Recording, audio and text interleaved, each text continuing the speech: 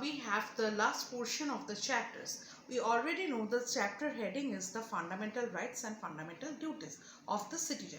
We already discussed the fundamental rights of the citizen. Now we have to discuss the fundamental duties. Now I just give one example to you. That there are various rules and regulation for you, and also you have some rights. Maybe that in the class that the proper drinking water should be provided in the school, that it is your right. Or maybe that is the education, proper education, or the proper teaching method should be provided in the class. It is the right of you. Now to fulfill this right, you also have some duties. Maybe in the class you have to, whenever the teacher should take the class, you have to keep quiet. Or maybe at the time of the exam you do not have to you do not have the malpractices. Okay, so just like you do not have to cheat from the others or something like that. So it is clear. So whenever we have the fundamental rights, we have our fundamental rights to follow, or we have this, then we also have the fundamental duties here. Okay, so what are the fundamental duties of our Indian citizen? We have to discuss it here. When citizens are given right, it becomes the duty of the citizen to exercise the rights responsibly. For example, citizens have the right to criticize the government if it fails to give them electricity, clean water, clean roads, and so on. But it is also the duty of the citizen not to waste electricity, water, and not to throw garbage on the roads. The Indian Constitution not only gives the right to the citizen but also mention the fundamental duties that a citizen is expected to do for the nation.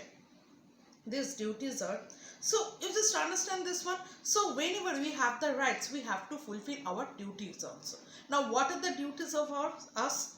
To abide by the constitution, that is it is abided by the constitution, it is written in the constitution, and respect its ideals and institution, the national flag and the national anthem. To cherish and follow the noble ideals which inspired our national struggle for freedom. To uphold and protect the sovereignty, unity, and integrity of India.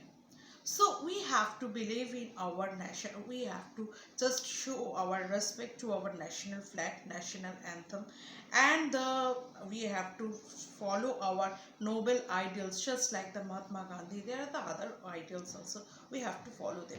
And to uphold and protect the sovereignty. Sovereignty, you already know the meaning of it. That is, we have to just remember one thing, that the India is the country with the unity in diversity. Okay, there is a different types of people are living together, and we have to bound it each and everyone in a country. Okay, so we have to live together. This is the main thing. To defend the country and render national service when called upon to do so. To promote harmony and the spirit of common brotherhood among all the people of India, disregarding religious, linguistic, regional, and sectional diversity, and not to show disrespect to women. So you already understand this one. That is the gender empowerment. It is practiced here. That is the women, that women have the more respect, to the more women have their respects, and also that there should be the common thing, that is the others, whenever we do not exploit the people. Okay, and there should not be any stereotype concept about the people. To value and preserve the rich heritage of our composite culture.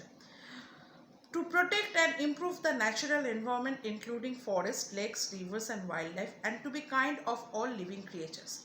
So remember one thing, that from here, nowadays a pandemic situation, you just understand this thing, that whenever we have to destroy our nature, the nature also just cannot protect themselves. But we see that this situation arises of our that is greediness. It is coming from our greediness. Okay, so we have to remember one thing, that we have to live in this country, and we also have to leave the other, we have to allow the other people or other animals, everything should be lived in this country.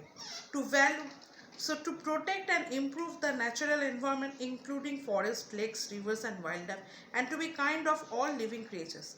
To develop scientific temper, humanism, and the spirit of inquiry and reform. To safeguard public property, to give up violence, to strive, you already understand this one, that is the public, that is the, we have to, public property should be kept by us. We become the safeguard of the public property. And to give up the violence, that is the violence is not the way, that already we have enjoyed the path of the non-violence by Gandhiji. Okay.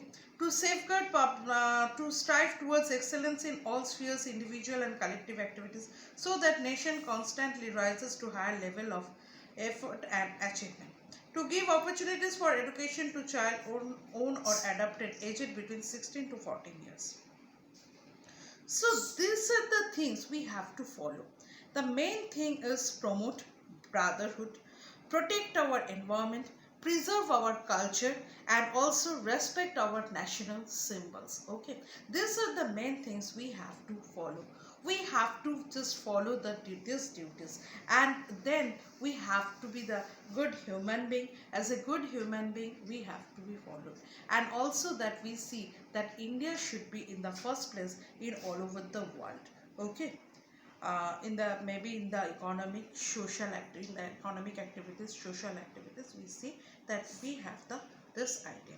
So from the next day I will give you the question answers from the exercise, and you have to do it. After that I will give the answer.